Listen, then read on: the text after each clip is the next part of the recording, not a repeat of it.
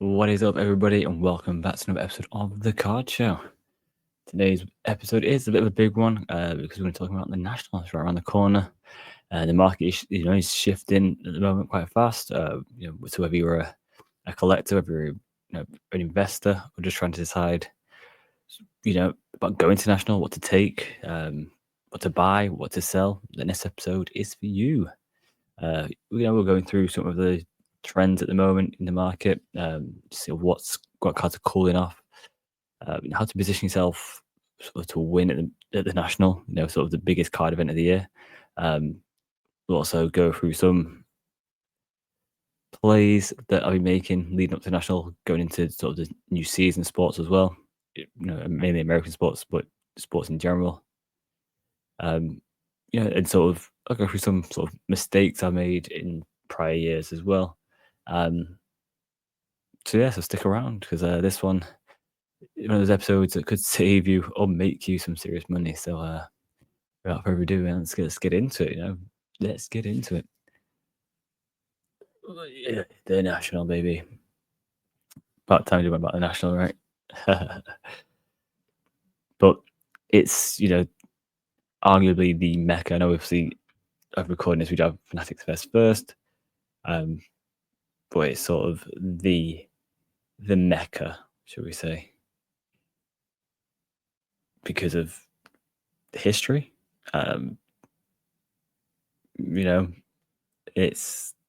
has that aura if you're in the hobby, and I've talked about it before, it's a lot of money to go there from the UK, flights, accommodation, tickets to the show, money you'll spend at the show, food, drinks, etc. And it's long days, it's early mornings, late nights, but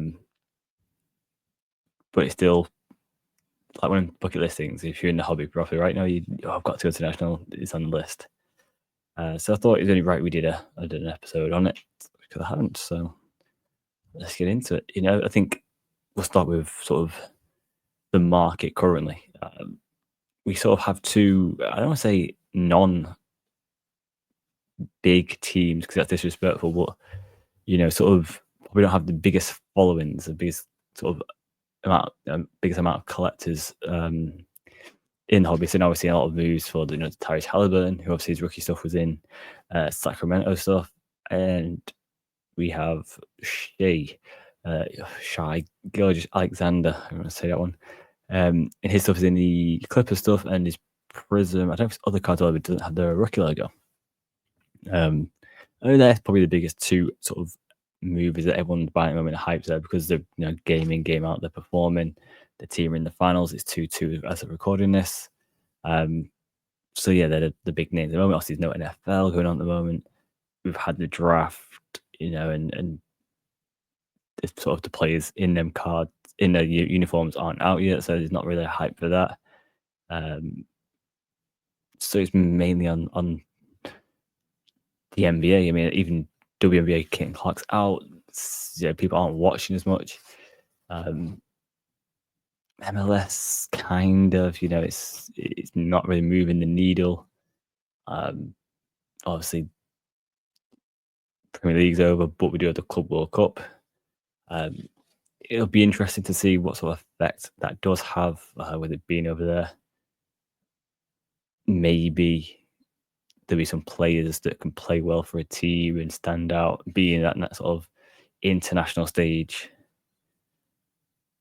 which then gives them a bit of a following, and people start investing, thinking that they could get a move, they could do well in the future. But we shall see on that one. As always with sort of the national, vintage will probably be over modern in collectors, possibly in demand as well. I think always people are going to chase and want the latest rookie and the latest sort of prospect to gamble on, but vintage will be quite the prominent sort of showcases and possibly deals you'll see. But yeah, I think I'll be the one that's pushed more. I mean, you never know. People might go over there as well or go to it for the first time and sort of get into vintage that way because they see so much of it, see the money in it, see the beauty of these cards, and all of a sudden that's what they want to collect for more, right? And so they're going to invest in more because they know how that market moves compared to the modern market. Uh, I obviously touched in on soccer cards with the Club World Cup being over there. This could be very big leading to National Fanatics Fest. WNBA,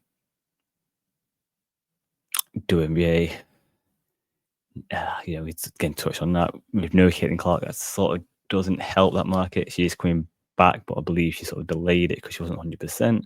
I think by the time she's back, obviously National will be here, so there'll be a bit more hyping that. Her Prism Silver's already, a good price, so potential on there. We could look into data and see if that's going to have more of a bump.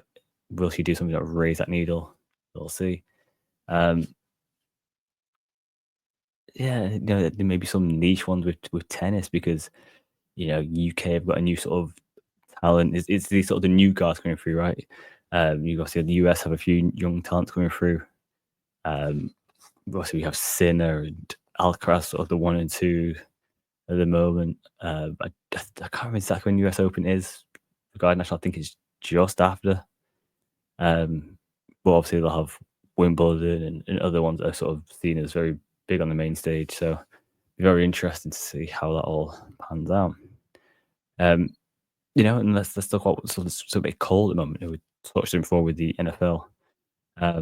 We have seen sort of decreases in a lot of sort of modern quarterbacks in NFL. You're sort of seeing that what's happening more is the sort of prospecting. So people want the rookies, the latest, and obviously we've only just had products out from last year's quarterback, so we see at the moment Jaden Daniels' price, his silver prisms, over in the PSA 10 is well over $1,000. I think Caleb Williams isn't too far off there. I think he's maybe $700 area. So there's that sort of prospect on last year's rookie to step up a bit more. We're seeing, I think it was Bo Nix Prism Silver 10, PSA 10, sold more than Jalen Hurts, and obviously Jalen Hurts just come off a Super Bowl win. Two Super Bowl appearances in his career so far, 1 win, 1 loss. So yeah, kind of shows the sort of prospecting, the value in it, or slash the money in it, should we say, instead of our value. But yeah, and we're seeing again sort of a little bit with the 2020 now because we've been so long ago, but with a good rookie class, with like the Trevor Lawrences, the Justin Herbert. Not so much with the Joe Burrow because they still performed at a very elite level. He's just had a bad defense. I know there's a lot of stuff going on over in Cincinnati at the moment, but it's not looking good. So I don't know what's going to go on for there. A bit of a dumpster fire. He could have another down season. He could perform out of his skin again and still not make the playoffs. So his price isn't like low, but seeing other quarterbacks like Herbert, who's not really done much into the postseason, take a bit of a hit. Trevor Lawrence again, so not really done much. Take a bit of a hit. But the good thing about the National is, you may get the sort of the price you're looking for if you have these cards already, with it being the lead up to the new season, and sort of everyone who loves the hobby being there from all over the globe. You may still get fans that want that card. You just have to take the hit, get the cash, move on, go again, right? Unless you think maybe he will be a bounce back season for them, and there'll be performance sort of spikes, you can sort of sell that. But at the moment, it's a bit of a cold one because it's such hype in the NBA at the moment, and again with the soccer Club World Cup happening in America, NFL's taking a bit of a backseat, and also with the ice hockey, I think that could have a sneaky play going forward. Ovechkin breaking Gretzky's record. The sort of Connor Bedard hype sort of dropped down a little bit, like not as major as it was. But once he starts performing like he's predicted to, then the hype will go back over there. Obviously, plays in Chicago, whereas the National, Chicago, exactly. So that could be another sneaky little play. Another thing to think about is obviously sort of other cards, sort of the investment mindset, I suppose the collecting mindset is sort of which prices are sort of stabilizing or falling. Sort of what's like the best long term play. Um, sort of I don't say safe holds, but potentially safer holds versus quick flips. When we go into the event, sometimes as an investor, you go into always sell. Sometimes you think about trading, you might have a lot more lower price liquid cards that you think, okay, they're very easy for someone else to flip. I could get good value for all these, maybe trading to a bigger card that I want to hold for the sort of January, February post season time. It's always thinking about not just a quick sale. Obviously, your finances will dictate what you want to do with the cards and if you can do that sort of thing. If you can have cards in June, July, and sort of go into a trade that for a card, for a bigger card, it might be a bit harder to sell, but could have a bigger reward. You just have to hold it till the January, February time, and hoping that player you're invested in gets that far. Because it could have backfired and it could not make the playoffs, and then the card value might drop. So then it might be the longer haul to sort of next year and hope there's a team sort of rebuild or hype around the team to do well and sell at the next hype. Um, you could do the opposite. You could have a big card and think, right, it's been a bit harder to move this for what I want. See if I can get trade values to somewhere close with other cards and have something I can just flip, recuperate the cash a lot easier. These plays like that you could do is obviously just go in there to national to pick up some cards that you think will do well, but you don't want to sell straight away for the hyper season. Again, you might want to sell for hoping the team can do well in the playoffs. You might just think that someone's market's down at the moment because of the hype elsewhere. So get in at the national, get out as soon as you leave, and it's August and the hype's there because the pre-season's happening, sort of thing. I think those things to look at is when you look at if you've got a data tool as well. Always see what sort of cards are selling. What people are buying, I suppose, like where the money's going, what cards have been the most liquid in the hobby, because then it shows what people are interested in. It gives you an option to a chance to get those cards or cards similar, and you just sort of know that, hey, at the moment everyone's buying Jaden Daniels. It's going to be easier to move because there's demand for it. If you go into Chicago, we know that, like I said before, Caleb Williams having a bit of a price, I won't say spike, but his Prism Silver is out for him. His Prism Silver PSA 10 is set over $700.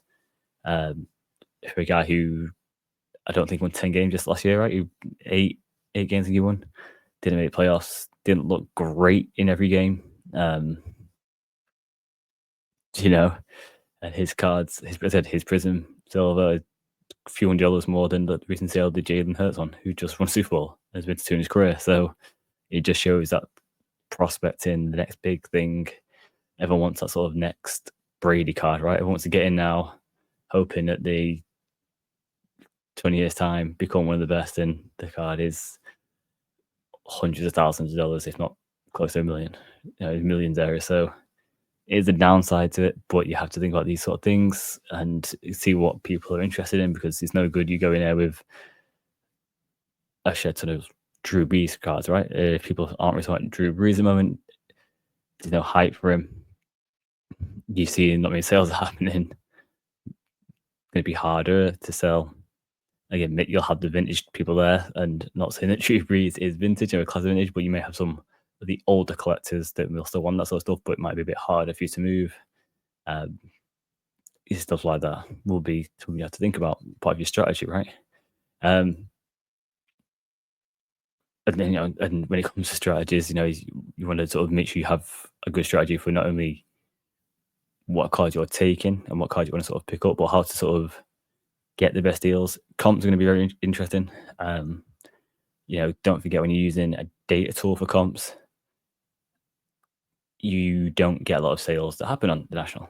So you could see someone has the Caleb Williams Prism Silver and they've got it up for $800, and you say, wow, last comp's $700.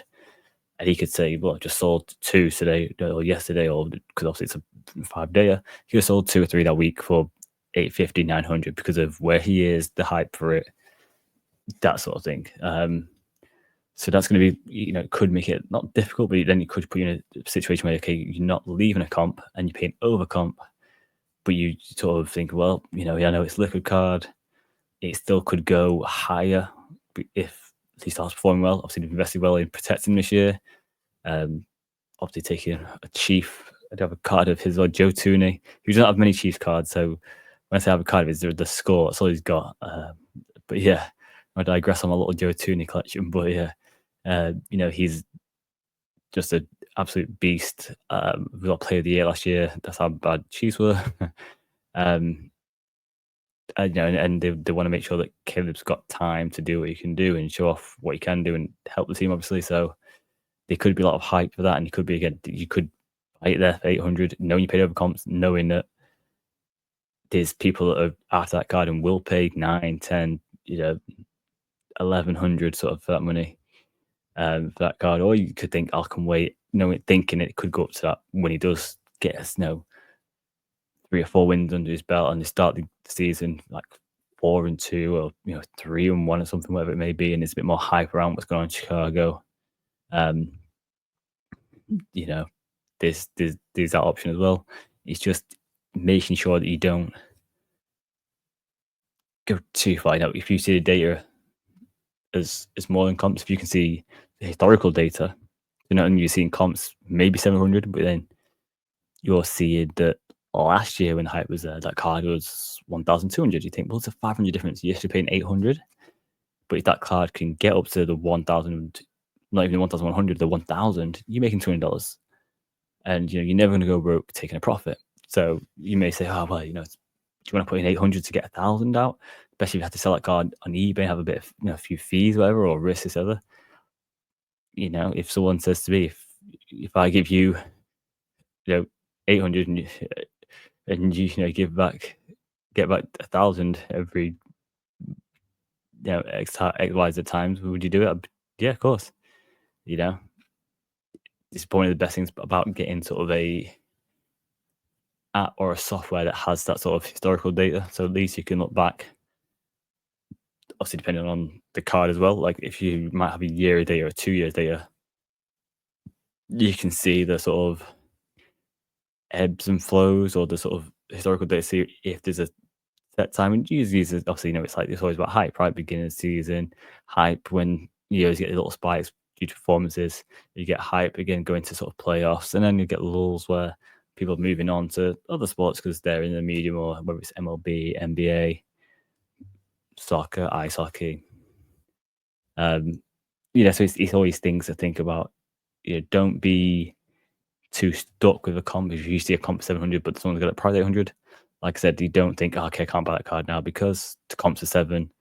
I'm actually going to see it back. Make sure you do a bit of research, look at the data, and say, well, yes, he does want 800, but like I said, if it did go for, consistently as well, not just like a one-off, consistently going for 1-3, 1-2, 1-1, 1-2-5, 1-1-5 during a hype sort of cycle. If you believe in this player, then it's definitely worth, obviously seeing if you can negotiate, be polite, be courteous, don't be silly. Let them know that you see incomes at 700.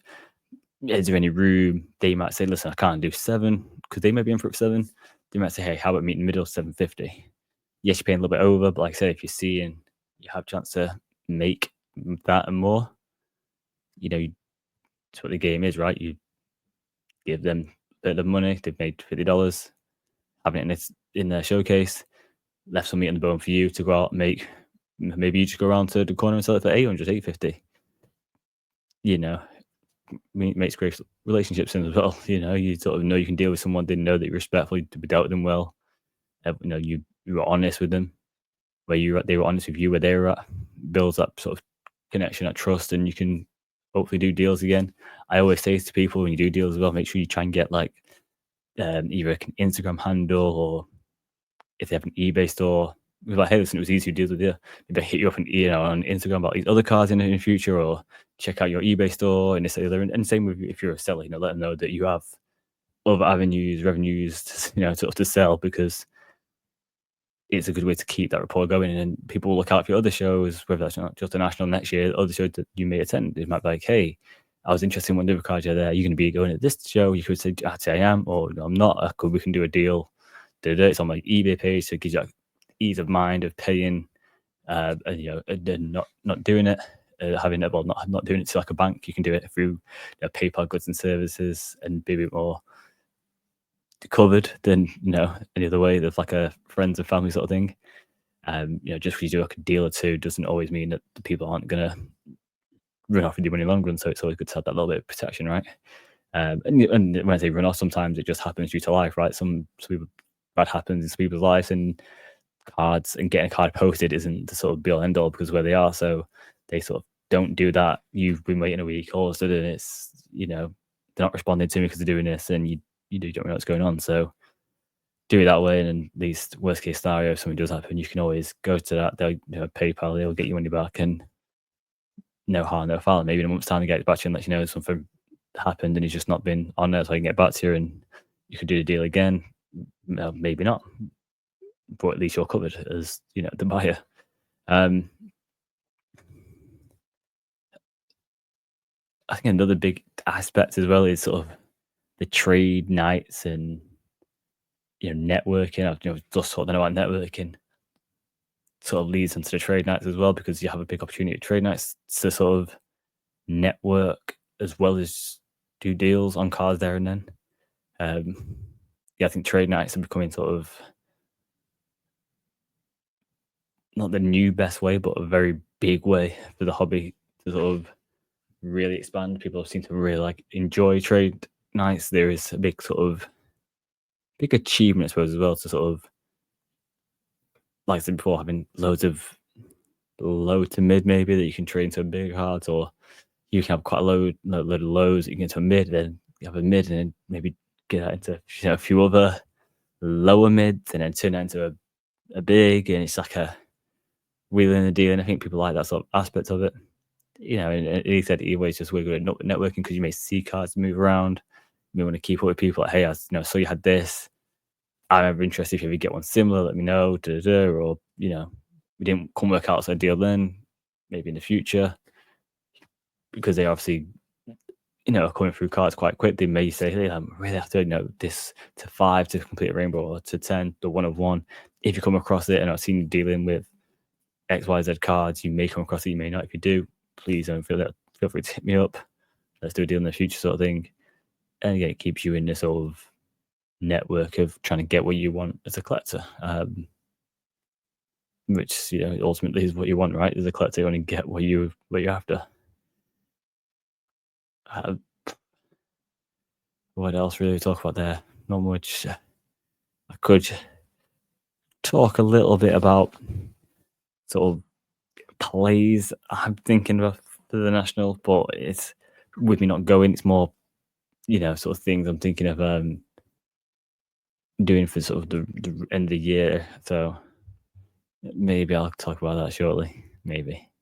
Um, I think what I am excited for is seeing, hearing,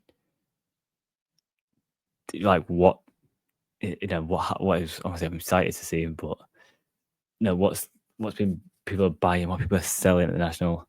Um, Obviously this year is a slight change. I don't know if it happened last year. I can't remember, but this year is a slight change. I know they only got less of the old guard tables, but they've definitely increased the amount of new people that can get tables there. I think there's going to be still going to be the vintage, the old school core of the collecting. There's going to be a lot more newer stuff, newer vendors, newer like stock sort of thing. So I think it's going to be very interesting to see like what people, if that changes the tide a little bit. Do people just stick to what they know? Will we see some people go, do you know what? I really enjoyed looking at the vintage stuff and appreciated that sort of stuff. That's what I collect now. Or did they sort of want to get into more, I don't want to say stable market with vintage, but you sort of less less likely, would I don't know if I say that anymore, but would say less likely to have like news report next day saying that someone from the 1920s is involved in this or the other. Um, but yeah, this modern day, you'd never know who's gonna get caught up in what, and all of a sudden the prices are tanking, and you've lost a lot of money. I suppose that could happen to anyone nowadays. But we sort of see a very consistent thing with vintage cards, vintage baseball in particular. Um, so it's it could be like a change of market for people being like, I'm sick of trying to chase the latest sort of rookie being sort of not so much late to the game, but they're thinking, oh, it's just a constant new products, new core. Let's go again, new product, new state. Where do you want to go? Do you know what? I'm going to try and just get these bigger cards. I may only have 3 of them instead of having 300 of these, but yeah, I know that each year they're going to sort of increase because people are seeing them less and less, because they get into the hands of more of the collectors. So as soon as the collectors have them, they don't usually sell them, and you know, the more that demand will be for them, the more you can sort of charge them, right? Because I think people will get into vintage more as well. I think that is a sort of a thing that's I don't think it's pushed because I don't think fanatics will push older products that they don't have control on. Even though we're seeing them sort of constantly put up prices of their own products. They put it in store at one price, the next day it's another price. Yeah, that's another price. But yeah, I don't think they'll do that unless they. I know they've obviously got cards in the store, so unless they start investing in vintage themselves and leave it in the store. I'm surprised they've not brought a grading company themselves, whether that is PSA or someone else, and just had them grading the cards exclusive in the stores that they're opening.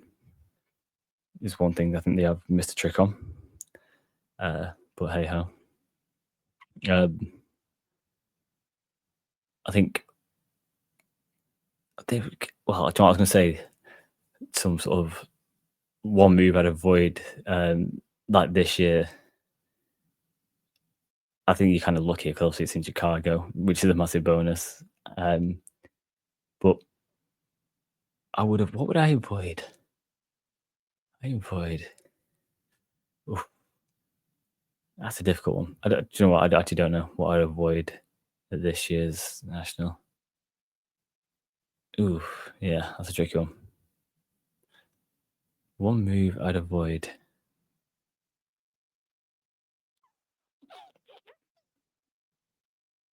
I don't know. No. I think there's plenty of stuff I would do. It's not see what a move I'd avoid. Yeah, we talked about before about doing your research, seeing what people want. I don't know what I'd avoid right now. Right now, I do not know. Let me know if you have something that you would avoid. Yeah, but I will go briefly. Let's go. Let's go top 5 cards. I don't say just the top 5 cards to sort of target like under $500. Um, Purely for like investment purpose, not for your collection. Obviously, I can't say what to collect. Um, but yeah, I think it's a key time to sort of go whether or not, like I said before, people are high on NBA. I know they're high on 2 sort of teams, and people aren't talking about Ant-Man no more, so his prices are dipping a little bit. I think you'd be lucky to get his Prism Silver for 500. I think it's probably still 7, I think, last time I saw. Um, I think an interesting one is Victor Wembanyama in basketball. People aren't really talking about him because of the injury. They don't actually know what's going to go on. It's like a deep vein thrombosis sort of thing.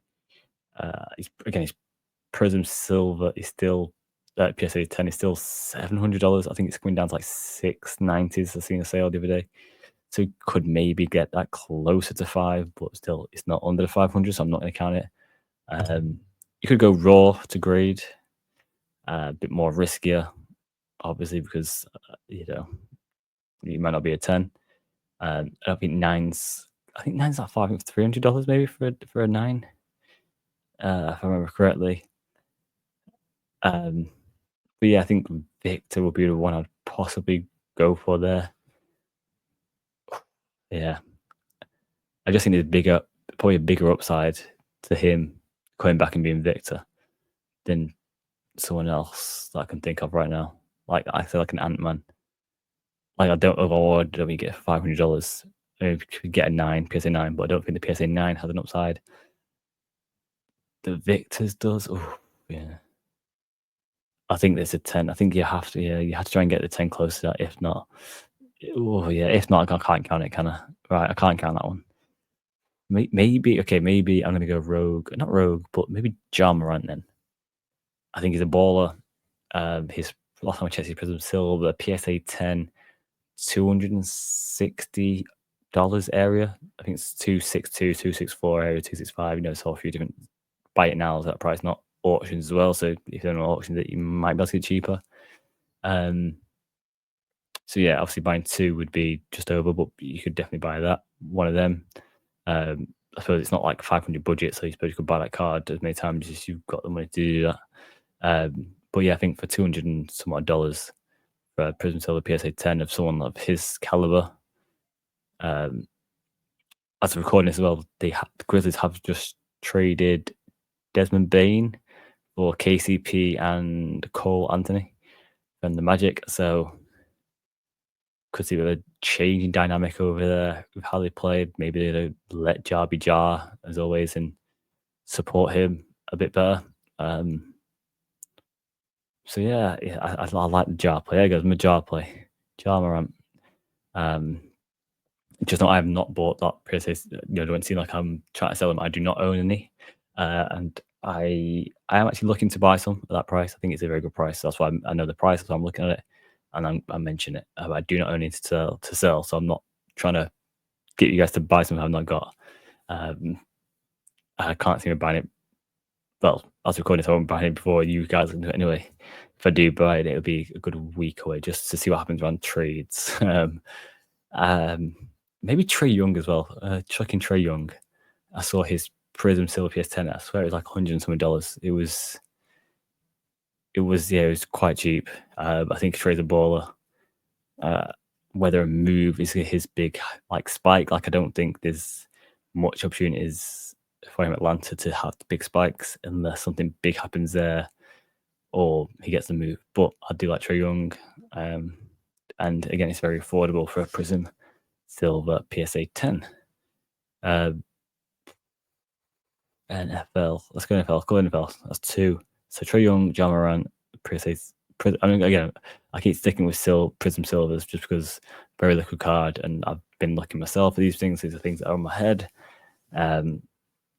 It saves me going on my phone and getting on market movers and checking the data to check. But if you do want to try market movers, this sort of stuff, make sure you use the code Mahomes, MAHOMES. You get a 14-day free trial and 20% off any package you choose for life. So, and it helps support this channel. So I appreciate you doing it. And if I'm going to go for CJ Stroud, people are sort of they're sort of not forgetting about him, but again didn't have a great year. Obviously lost Tank Dell right for the playoffs in the Chiefs loss. But again, 2 years in the game, 2 seasons in the playoffs. Obviously, Joe Burrow has missed the playoffs a few times, and Joe Burrow is a high caliber quarterback. So yeah, I do think CJ Stroud. I've seen his Prism Silver PSA 10 for $450, I think sales are at. I'm pretty sure you've seen that pick it down for like $100 area, like 120s, some 30s. So yeah, that's where I'd put the money there. Then that's got some big upside. Yes, he's lost Stephon Diggs, who did obviously get injured last year as well. He doesn't have Tank Dell at all this year. They lost Larry Tunsil. Who they got someone? Who did you get? They did add someone. It wasn't Debo.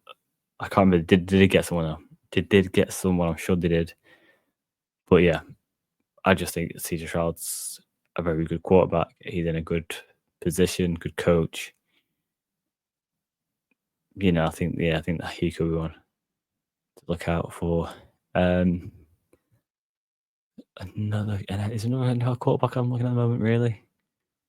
Ooh, I do think the new rookies are a bit too price a bit too inflated. Whether even your Drake May, JJ McCarthy's, Bo Nix. I think they had some decent seasons last year, but I don't know if they're like I said, I think a lot of their PSA 10 Prism Silvers are more than Jalen Hurts at the moment, who just won a Super Bowl.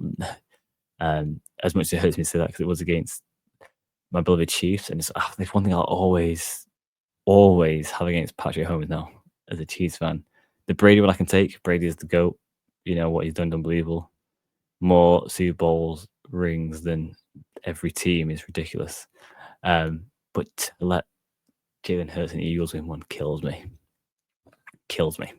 So yeah, that is that. That is that. But yes, I don't know if there's another. Is there an NFL quarterback? I'm gonna say no. I don't have no NFL quarterback that I really think the money's there at the moment for $500. I would say maybe if you've got, yeah, if you've got the time and facilities to hold it, maybe go for a college quarterback. Obviously, I think Arch Manning is the sort of number one to go for there. I do think it'd be difficult to get. Well, it's not difficult, but you are kind of limiting because of the Tennessee. No, Texans. Tennessee. The Texans uniform, and obviously it's all these draft stuff or Panini. So yeah, difficult. There's a few others in there as well that you could also know that Carson Beck has now changed colleges from Georgia. So, but he needs to have a big year. I wouldn't go to any skill position. Yeah, I think there could be some good, potentially good players with this. This Club World Cup does intrigue me, being America. Again, around the time it's on, it's just if America gets behind it. I think the safest players are obviously the players that we sort of know. I always say when it comes to soccer, if you're trying to please, trying to make sure you sell into the audience a wider scale, so Americans, etc., and even Chinese, I suppose, is you need to have the names that everyone knows. Your Messi, Ronaldo's, Haaland, Mbappe. I think Bellingham's become that sort of guy. I'm just not sure the likes of like Bradley Bacola. Who's the other lad? Plays for PSG, had a world of a game the other day.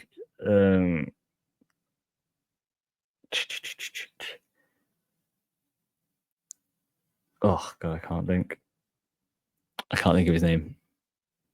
But yeah, the young PSG lad. I know everyone's very high on Lamine Yamal at the moment, and I think kind of right so. He's a baller. But again, be difficult to get him for $500 area. A decentish card, it's got the option to go there. But yeah, there's definitely plays to make in soccer. I think you've got to maybe look at the likes of